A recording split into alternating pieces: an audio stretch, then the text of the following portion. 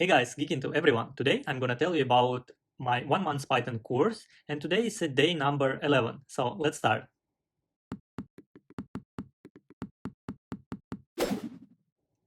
So first of all, let's check my plan.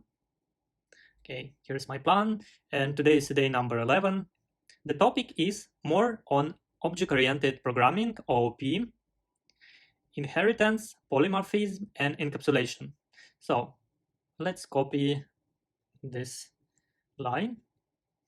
Okay, and what I'm gonna do now, I'm gonna ask a ChatGPT bot to provide information about this topic with examples.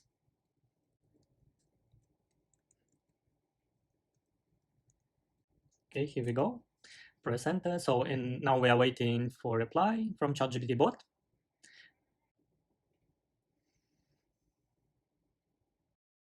Okay, here we go. Let's zoom it in. Okay, day number 11, more on OOP, inheritance, polymorphism, and encapsulation. So day number 11. In day 11 of the Python course, you will dive deeper into object-oriented programming, OOP, concepts. These days' topic include inheritance, polymorphism, and encapsulation.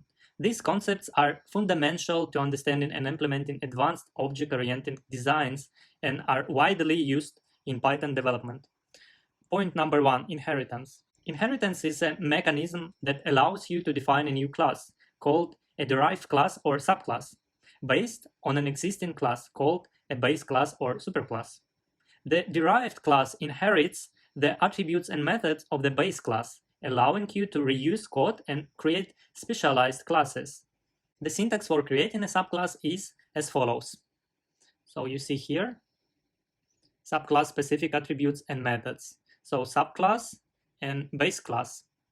So and here is example. We create a class animal with the constructor and with the one method speak. And then we created class dog. Dog is the subclass and base class is animal. You see here, I highlight the text.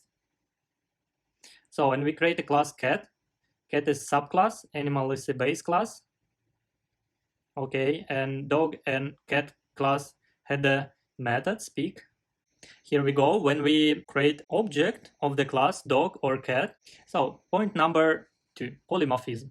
Polymorphism allows objects of different classes to be treated as object of a common base class.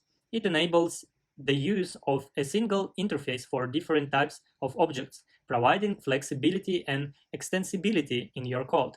Polymorphism is often achieved through method overriding or method overloading.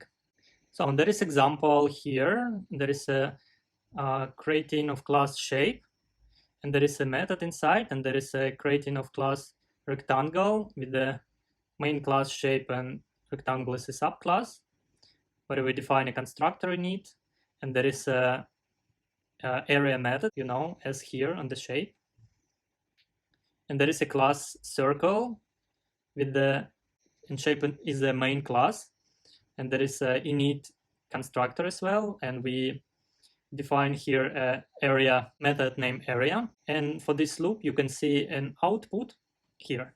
So point number 3, encapsulation. Encapsulation is the practice of hiding internal implementation details of an object and providing access to data and functionality through well-defined interface.